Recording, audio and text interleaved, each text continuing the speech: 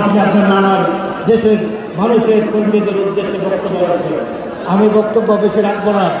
আজকে যারা এই উপদেষ্টারা আজকে উপদেষ্টা হয়েছেন, তরুণ উপদেষ্টারা, আমরা বলতে চাই সেদিন তারা তাদের পরিবার নিয়ে হারুন তাদের বাবা মাকে নিয়ে ডিবির হারুনের হোটেলে ভাত খেয়েছেন। 5ই আগস্ট অভ্যুত্থান সমাপ্তের পর তারা আজকে উপদেষ্টা হয়ে অনেক কথাবার্তা বলছে। আমি সারা পৃথিবীতে সম্মানিত ডক্টর ইউনূস সাহেব, আপনি একজন সম্মানিত ব্যক্তি, সারা পৃথিবীতে আপনাকে সম্মান করে, বিএনপির প্রত্যেকটি নেতা কর্মী আপনাকে সম্মান করে। যখন আপনার মুখ থেকে বেড়ে আসে ছাত্ররা একটি রাজনৈতিক দল করতে চায়, তখন আমার কাছে এটা অস্বস্তি লেগেছে। সারা দেশের 18 কোটি মানুষের এই কথা আপনার মুখ থেকে আসতে পারে না। তাই আমরা আজকে বলতে চাই, কিছু কথা বলবো না, শুধু একটি কথা বলতে চাই। আপনি ন্যূনতম আমাদের প্রিয় নেতা তারেক রহমান 2 বছর আগে 31 দফা দিয়েছেন।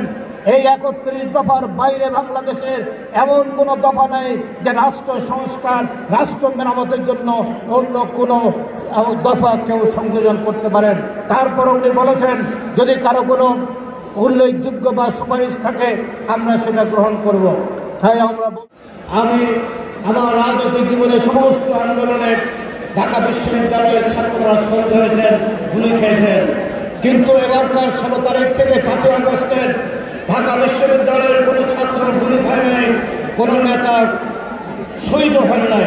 শহীদ হয়েছেন 174 বেসরকারি বিশ্ববিদ্যালয়ের ছাত্ররা, এদেশের কৃষক, শ্রমিক, জনতা, 472 জন বিএনপির নেতা কর্মী শহীদ হয়েছেন।